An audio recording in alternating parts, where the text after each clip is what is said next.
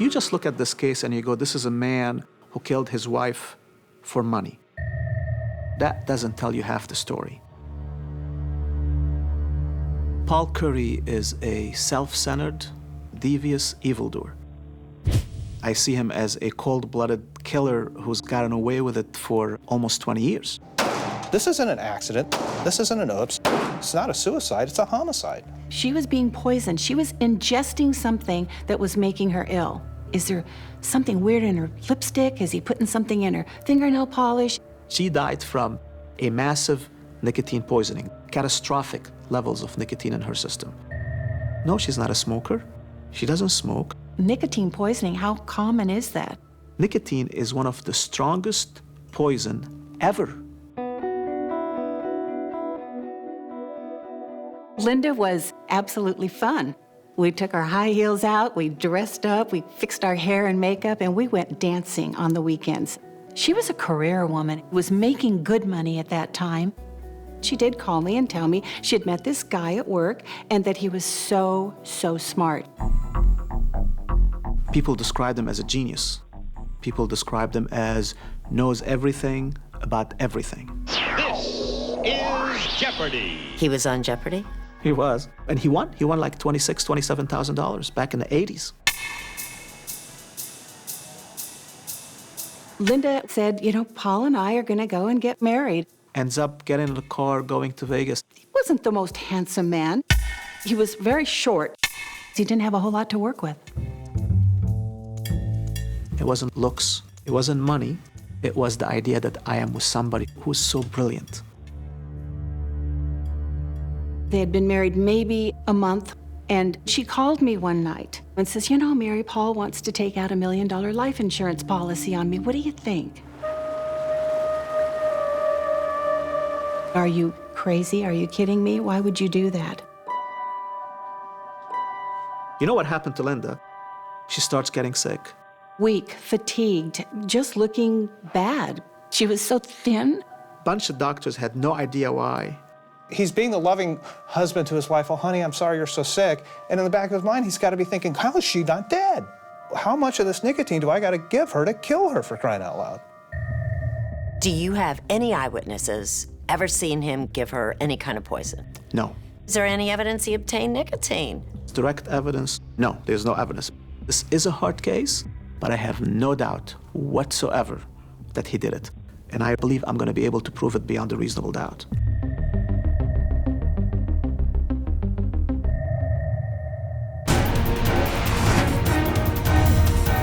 I'm Erin Moriarty. Tonight on 48 Hours. To catch a genius.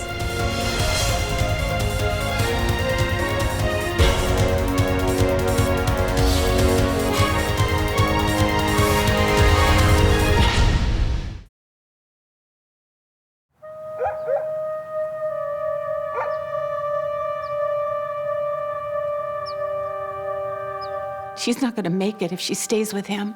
I said, you got to get away from him. He's trying to kill you. It's obvious.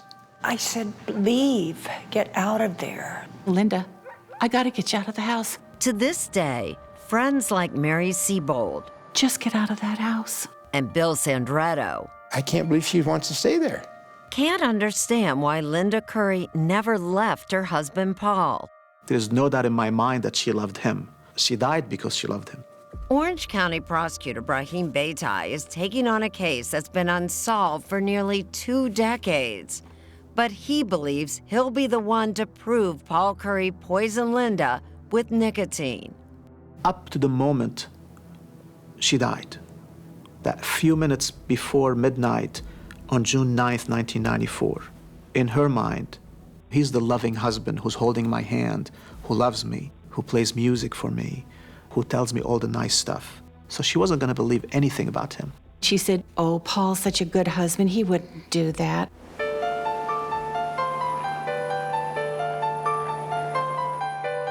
Mary Siebold was one of Linda's closest friends. It was instant bonding.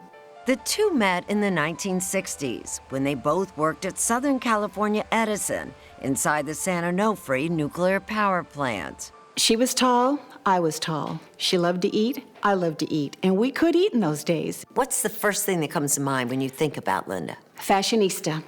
Fashionista. Always a nice new outfit with shoes to match, purse to match, earrings to match, bracelets to match. The two career women started at entry-level positions, but quickly moved up. We were go-getters, and we wanted to get ahead. As Linda advanced in her career, moving from secretary to management, she divorced 2 husbands and began dating Bill Sandretto, a life insurance salesman. What was it that drew you to her? What was it about her? She had a great personality, very loving. We went on trips together. We had a great time. Linda and Sandretto dated on and off for 8 years, but he didn't want to get married. The only thing that was bothering me was the way she spent money. And she would spend a lot of money? She would spend it, yeah. For every dollar she made, she spent 2. I used to go crazy. And Linda kept spending, buying herself a big house in San Clemente. I have never seen a more beautiful house in my whole life. Frankie Thurber was a close friend and co-worker. Linda's house was a dream house. It's where a princess would live. And Linda thought she had met her prince when she started dating Paul Curry in 1989. He was 32 years old, and she was 45. They would talk their little baby talk. Oh, Linda, my little one, and the little nicknames. It was a little bit sickening. Curry was hired as an engineer to consult at Southern California Edison, teaching the power plant's nuclear engineers about safety issues. Paul had a sterling reputation. He was extremely smart. Mike Flower was Curry's boss. The only real complaint most people had with Paul was that he was too smart. Too smart? Too smart. But when people would say he's too smart, was that because he's arrogant too, or just because he showed everybody else up? He let people know, but in a playful way. I thought that he was very egotistical. He thought highly of himself. There was no doubt about it. Curry bragged about winning all those thousands on Jeopardy and being a member of Mensa, the International Society of People with High IQs. But that didn't bother Linda. The two got married on September 12, 1992, 3 years after they began dating. A passionate relationship? I don't think passion played into this relationship. I think it was a comfort, but it wasn't passion. It wasn't passion. Linda wondered why her much younger new husband seemed so uninterested. How did you know that they weren't having any sex? She told me. And then there were the money issues. Paul and Linda had combined annual salaries of at least $140,000. But Linda noticed she had less money than ever. The reason soon became clear. Curry was helping to support 2 ex-wives and 3 children, families he'd kept hidden from Linda. It was just those little lies that just kept coming up. Lies and suspicious behavior, like that $1 million life insurance policy Curry asked Linda to buy, making him the beneficiary. He comes into this marriage with practically nothing, and she's got a beautiful house, beautiful furniture, beautiful clothes, wonderful circle of friends. And what is he bringing to the table? And now he wants a life insurance policy on her for $1 million? Red flag. Linda never got that extra policy, but it hardly mattered because, as Curry knew, Linda already had several life insurance policies worth almost $1 million, and Curry was named the beneficiary on some of them. I said, get him off. You need to change your life policy right away. That's when she told me, she said, I'll give it to you. And I said, no, don't give it to me, give it to your sister. But Linda, who had been married just half a year at that point in 1993, was torn. So she asked Frankie, who was then looking for an apartment, to temporarily move into the Curry house and spy on Paul. She was afraid that Paul didn't really love her. And she said, Frankie, would you do me a favor? Would you watch Paul and see if you think he's genuine with me, that he really cares about me? And that's when I started watching every move that he made, basically. Frankie didn't see anything wrong. In fact, quite the opposite. And I went back to her and I said, Linda, I've watched everything. I don't see it.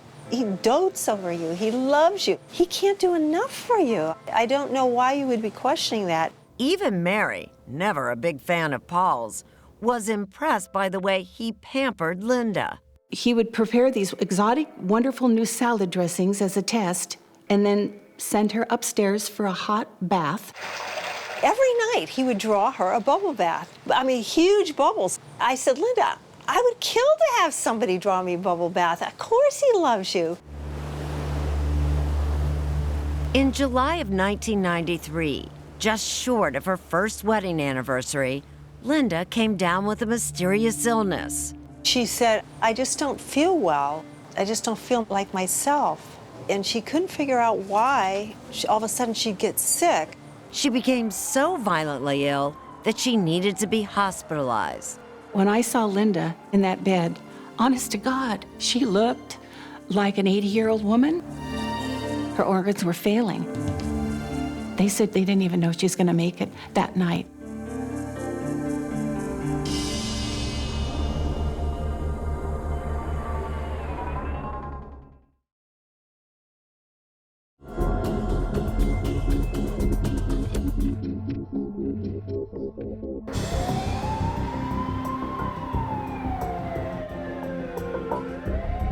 Linda Curry came in with gastrointestinal problems. It was July 1993.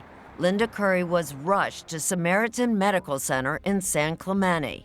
I was assigned to take care of her that evening. Sherry Bundy is a registered nurse. She was nauseated. She had some vomiting.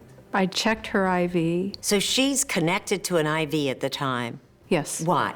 For hydration. As she was checking that IV drip, Bundy noticed something odd. There was a overhead light, and I could see the IV bag was cloudy because of the light shining behind it, which I knew was not right. How unusual is that? It's very unusual. Bundy reported the incident to hospital brass, and the bag was sent to the lab. Oh my God, Linda.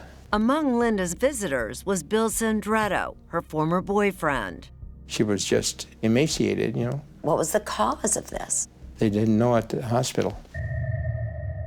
Poisoning was suspected.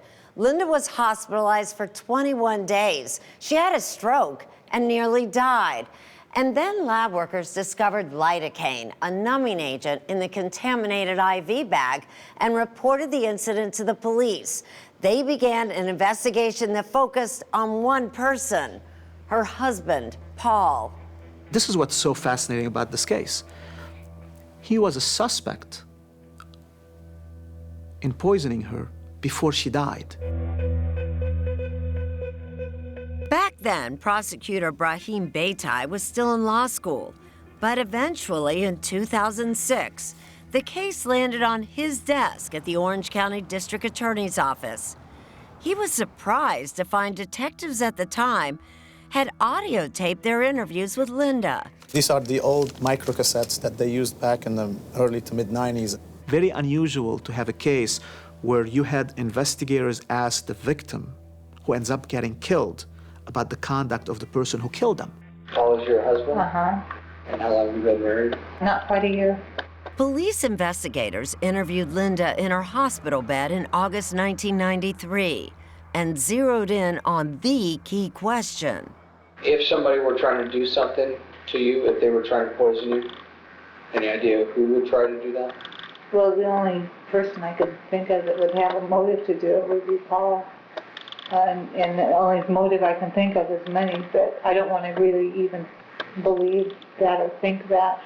Linda was candid with detectives, admitting that her new husband was sneaky about money issues and had lied about his past marriages and children. Still, there was one very big but. Do you still love Paul? Yeah, I love him very much. Do you believe he loves you? I want to believe that he does. He certainly is convincing. Her friends were telling her, run. Her coworkers were telling her, run. You take all that, and she's saying, but he loves me. And he takes care of me. And I like how I'm feeling because of what he's saying. And I like how I'm feeling because of what he's doing. And she doesn't run away, she stays. Linda stayed with Paul and recovered. In the meantime, the police investigation went nowhere. But then, just 5 months later, in December 1993, she was again hit with a mystery illness. This time, Paul took her to a different hospital, but the story was much the same. She looked like death warmed over. Linda's friend Mary Siebold was very concerned. Something's happening to her. They don't figure out what it is. I didn't know if she's even gonna make it. And how is Paul acting through this? Caring and involved. But Linda told Mary that her IV bag had been tampered with yet again. An alarm had gone off soon after a nurse reported seeing Paul leave Linda's room. This time, the hospital staff put a clear sign on Linda's door. It would say, Mr. Curry, your husband, is not allowed unaccompanied into the hospital room. What did you think when you saw this sign on the door? Well, I knew that other people had a suspicion that perhaps Paul was doing something to his wife. In fact, the police were again called and did a second audio-taped interview. Linda told cops that Paul was running up high credit card bills, but she still remained fiercely loyal. He's a wonderful man. I love him. And he's always been good to me. The next day, detectives interviewed Paul Curry, but he stuck to his story that he had no idea why Linda was getting sick. I was completely befuddled when doctors couldn't solve the problem. I couldn't solve the problem. With Linda still in the hospital, Mary found documents in the Curry house that fueled her suspicions about Paul.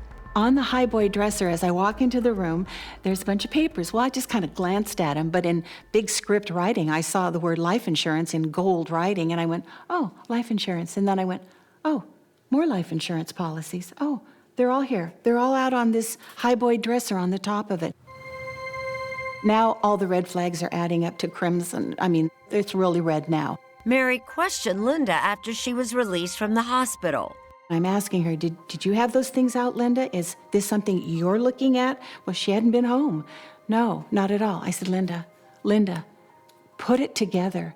Put it together, and let's talk about what's going on there. Mary warned Linda that she believed Curry was getting ready to cash in by killing Linda. She said, you're right. There's something going on, and I need to get out of here. The next day, it was like the door slammed on me, and she said, no, Mary, no, I can't. I can't leave Paul. Did she say the reason why she couldn't leave is because she didn't believe that he would do this? You know, she was in such denial.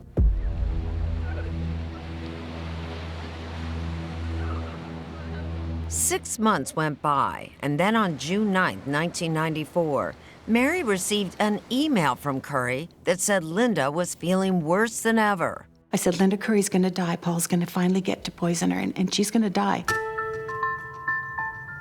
That very evening, sometime around midnight, Curry says he awoke to find Linda barely breathing. Linda did not respond. He calls 911, gives her CPR. Paramedics arrive. No heartbeat, no pulse. Take her to the hospital, she dies. Nurse Bundy heard the news the next day when she reported to work at Samaritan Hospital. What did you think? My first thought was he finally did it. And my second thought was somebody really dropped the ball.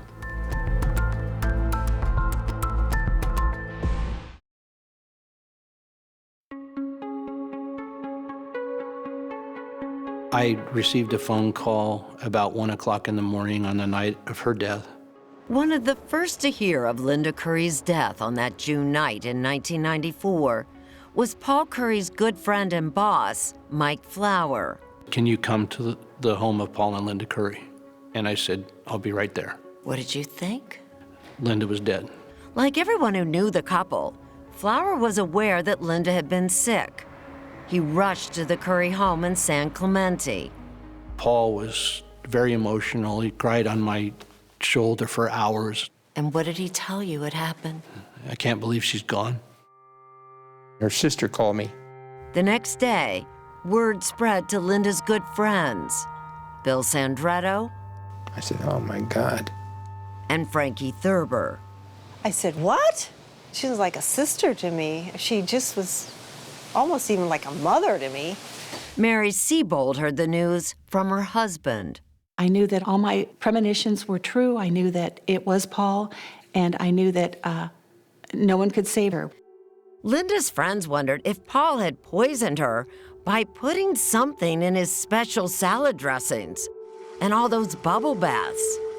He knew everyone was looking at him as a suspect. Didn't you think, no way would this guy actually kill her when he knew he'd be the first suspect? You know, he was such a con man and such a narcissist and such a psychopath. I just think he thought, I am so much smarter than anybody. I can do this. Paul Curry knew that there is no way he could murder his wife and not be a suspect. His objective was not to eliminate himself as a suspect. His objective was to make sure he doesn't get charged with the crime. During the autopsy, the medical examiner found an unusual mark behind Linda's right ear that could have been left by a syringe. Then, toxicology reports revealed what Linda's friends had long suspected. She had been poisoned, and now they knew the cause: nicotine. A lot of nicotine. People say, well, maybe she's a smoker. No, she's not a smoker. She doesn't smoke. It's not possible she could have gotten that amount of nicotine over a period of time building up in her system? Absolutely not.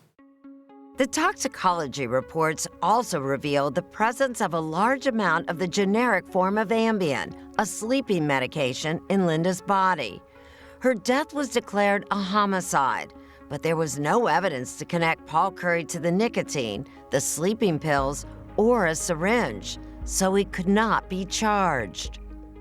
The fact that he wasn't charged with a crime wasn't because somebody dropped the ball. It's because he was able to cover his tracks.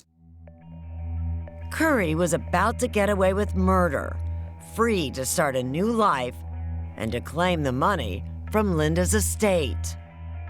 He's told people he's going to get $1 million out of it. That was his plan. Not so fast.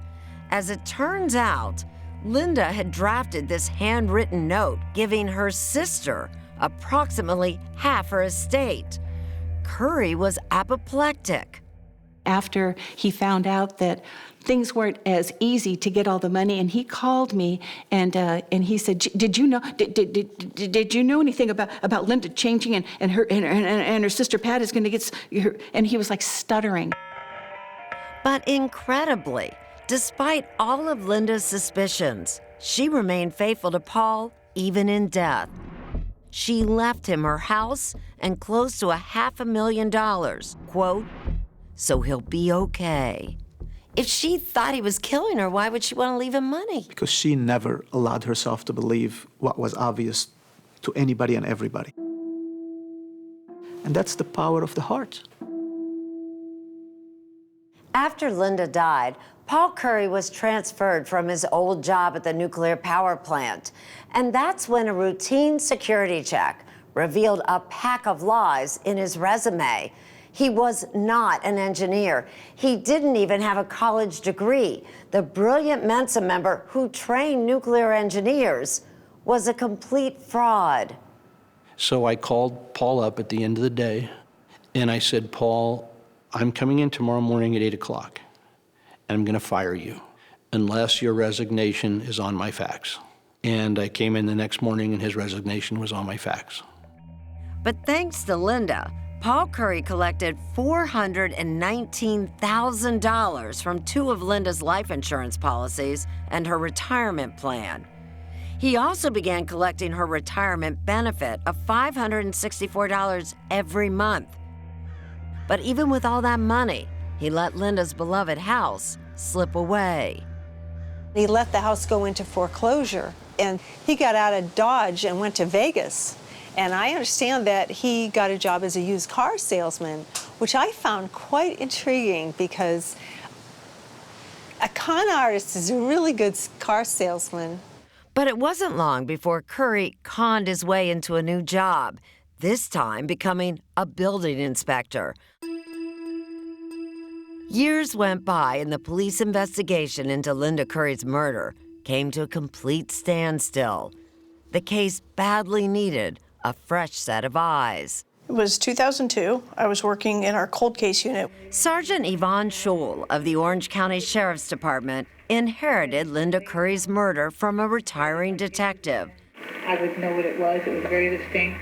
She immediately focused on those old audio-taped interviews of Linda.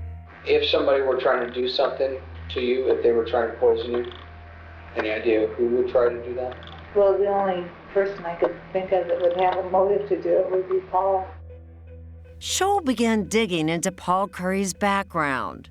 I started with, who is Paul Curry? Everywhere I looked about Paul Curry, it was false. It was fake.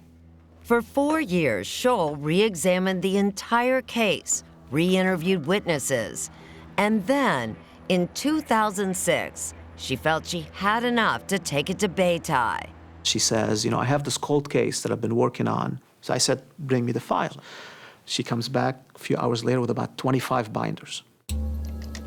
Beitai plunged in, studying the case for 3 years until 2009, when he reached out to the nicotine expert who had been hired years before to analyze Linda Curry's blood, Dr. Neil Benowitz. And I said, do you remember that case? It didn't take him long to remember. Oh, yeah, I remember that high level.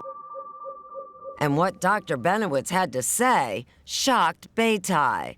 He said all that he needed to do is to go into a grocery store and buy a pack of cigarettes.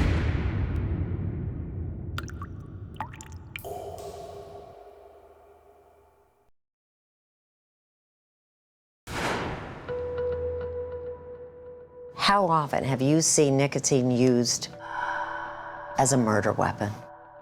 Never. I've read about it, but I've never seen it. Until now? Until now, yes. Dr. Neil Benowitz, professor of medicine at the University of California, San Francisco, is one of the country's preeminent experts on nicotine. This was beyond anything we've ever measured. Levels 4 or 5 times higher than anything we'd ever seen before. Even after 2 decades, Benowitz remembers the Linda Curry case because of the catastrophic levels of nicotine discovered in her body back in 1994. How do you believe she had to have gotten that nicotine? Well, I think most likely it was by an intravenous injection. It's the only possible explanation, says Dr. Benowitz. And remember, the medical examiner did find a puncture mark behind Linda's right ear. Can you say how soon she had to die after she got that dose of nicotine? It was my thought that death must have been within 20 or 30 minutes. Dr. Benowitz says he does not remember discussing that time frame with the original investigators 20 years ago. But now, says Beitai, that one fact turns the entire case. The nicotine was introduced into Linda's system during this time frame, and the only other human being who had access to her is Paul Curry. Curry's story has always been that on the night Linda died, the two of them were home alone for approximately 6 hours. Beitai believes Curry injected Linda after knocking her out with a heavy dose of Ambien. I think she comes home, he introduces Ambien into her system, whether it's by way of food or a drink or a salad or one of his fancy dressings. When she's out, when she's sedated, he takes that syringe that he had ready with nicotine, he injects her with the nicotine, and he waits until he is sure that she's not going to survive this one. But where would Paul Curry get so much nicotine? The answer is frightening. Curry only needed to buy a pack of cigarettes. If you have a pack of cigarettes, you can have 300 milligrams of nicotine. And that's way above the lethal dose for a person. The case was rounding into shape, but Beitai wanted more. Sergeant Yvonne Scholl tracked Curry to Salina, Kansas, where he had a new wife, a new son, and a new job working as a building inspector. Finally, Curry would have to answer some tough questioning, and Scholl was ready to take him on face to face. I was afraid that if we told him we were from Orange County that he wouldn't talk to us. So prosecutor Beitai came up with a plan to trick Paul Curry into believing he was being questioned by two local detectives who had no knowledge of the case. Sergeant Yvonne Scholl would be playing the part of Marie. Hi, Paul Curry. Hi, I'm Marie. Marie, Paul Curry, nice to meet you. On November 9, 2010, the Salina police chief tells Curry that Orange County investigators are just trying to close out a death investigation. And so they requested Salina detectives to ask Curry a few questions. I'm gonna shut this so we can... The chief of police said, oh, he's a building inspector. He's very smart. He's never going to talk to you. What was your reaction when he said yes? Were you shocked? I couldn't believe it. I thought to myself, well, he's not as smart as he thinks he is. I guess this involves something with a woman named Linda. That's my ex-wife. I was married. She passed away. Okay, how long were you? We go into that interview, and our plan was for the first part of it, let him think he is in complete control. So he's thinking, I'm going to absolutely run circles around them because they don't know anything about the case, and they're from Kansas. I am smarter than they are. But then Scholl takes over, and the meandering interview becomes a targeted interrogation. The night that Linda passed away, you and Linda were alone, correct? Right. Was there anybody else in the house? Scholl is locking Curry into the story that he's told all these years, leaving him no room to back away from it later. So nobody snuck into the house. There was no burglary at the house. There was no robbery at the house. Nothing like that. It was just you and Linda. He has now boxed himself in, and Scholl gives it to him straight. Paul, I believe that the cause of Linda's illnesses and the cause of Linda's death are at your hands. And before I ask you any other questions, I feel like I need to read you your rights. Are you arresting me? Not yet, but for such a smart guy, Paul Curry does not do the smart thing. He keeps talking. Were you slowly poisoning her? No. No. Of course not. No. Despite the grilling, a detached Curry seems to have other things on his mind. And when Scholl leaves the room briefly, Curry shows his impatience. Should I presume that I'm not going to make my 4 o'clock meeting today? Yes. Why is that? I don't know how long this is gonna take. Well, what is this that is taking? Does this trump my obligation to my employer? It's going to be awfully hard to explain professionally. That's the least of his worries. At this point, Paul, you are not free to leave. I am placing you under arrest for the murder of Linda Curry. My name's Yvonne Scholl. My middle name is Marie. Finally, 16 years after Linda's death, Paul Curry is called to account for her murder. What I need you to do is stand up and turn around. It felt great to pull out my badge and ID and introduce myself to him and tell him I was from Orange County and I was there to arrest him. It felt great. Put both your hands behind your back. But the arrest is just the beginning. Beitai still has a case full of holes. Even up to today, there's no smoking gun. Or a smoking syringe. Or a smoking anything.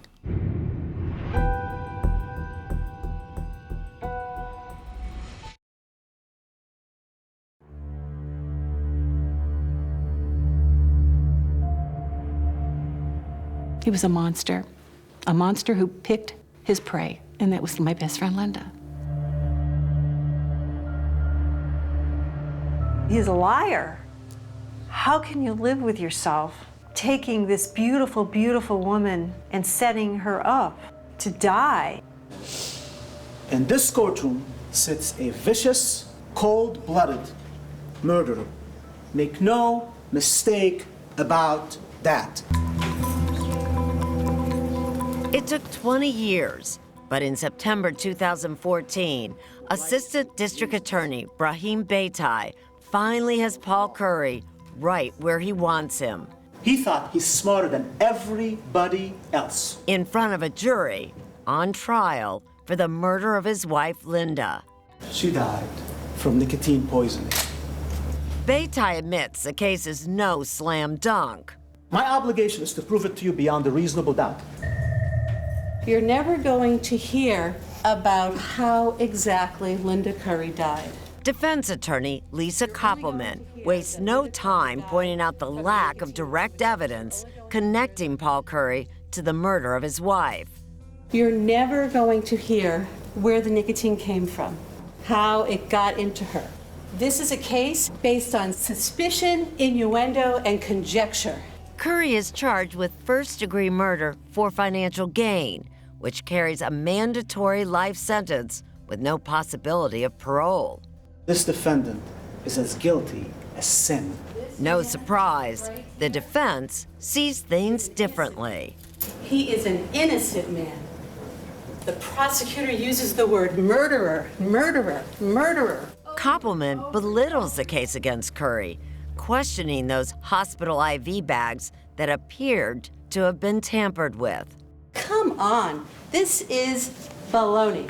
There was no poison ever found in any of those IV bags. There was no fingerprints on it. Instead, she tells the jury that Linda had a history of stomach problems dating back to the late 60s, long before she met Paul. Throughout those years, she'd gone to many, many doctors. All that history is not going to create nicotine in her system out of nowhere.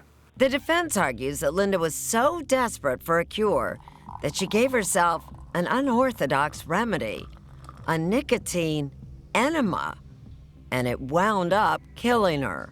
One way it got in there is this, through her colon, from a nicotine enema. Beitai could barely contain himself. It's the enema defense. It's the enema defense. There is no evidence Linda ever gave herself an enema, Beitai says. And even if there was, it would not explain the undisputed toxic levels of Ambien in Linda's system. Where did the Ambien come from? You know where it came from? I'm going to show you. Follow my finger. Right there. That murderer sitting right there. Do you have any evidence he obtained Ambien? Did he have a prescription? Did she have a prescription? The answer to your question is no, no, no, no. The only pertinent fact, Beitai says, is that Linda died that June night within 30 minutes of getting that one lethal dose of nicotine, and that Paul Curry was the only person who could have administered it. Nobody other than this defendant had access to Linda in the 6 hours before her murder. Nobody. The defendant had all the motive in the world to murder her. All of it. All of it. He had to cash that check. He had to cash the check. She had to die. Paul Curry never takes the stand to explain himself, but Beitai has a surprise in store. One of the better witnesses that I had is the one that I wasn't able to get to take the stand, Paul Curry. Because the day after I signed that piece of paper to get him arrested, he talks to his current wife then. And he's on the phone telling her about what he thinks about our evidence. I'm in big trouble. I tell you, it looks bad. I mean, other than the fact that there's no physical evidence saying I did it, and I didn't do it, they could put me away to prison. They're serious about this. With Paul's own words ringing in their ears, jurors get the case. For me, when a jury starts deliberating, this is when I realize there is nothing else that I could do. Jurors deliberate for a day and a half before reaching a verdict. Sergeant Yvonne Scholl, who brought the Curry case back to life in 2002, heads back to the courthouse. Either guilty or not guilty. I didn't think it was going to hang. I watched the jury come in, and they wouldn't look at me, where previously they would look at me. And so I was afraid. I was holding one of Linda's earrings, and our other good friend was next to me, and I gave her one of Linda's earrings, and we just held hands and held her earrings in our hands. We, the jury, in the above entitled action, find the defendant, Paul Curry, guilty of the crime of murder, first degree. Guilty of murder for financial gain. For those on Linda's side, the jury's verdict brings sweet relief. What did you feel? Peace. I wish it was 20 years earlier, because he got to enjoy 16 years of freedom. But even the guilty verdict does not answer the ultimate question. Why did Linda stay with Paul? She didn't want to admit failure. After you've waited that long and you've gone out with that many men, you don't want to admit that you chose the wrong guy.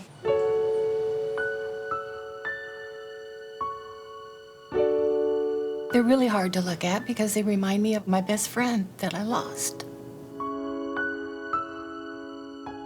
If you could go back, would you do something differently? Oh, if I could go back, yeah. I'd have to just bodily take her out of the house. I miss her so much. I'll see her again. I'll see her again.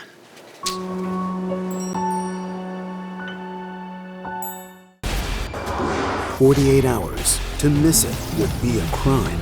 Were you at all prepared for what happened in this case?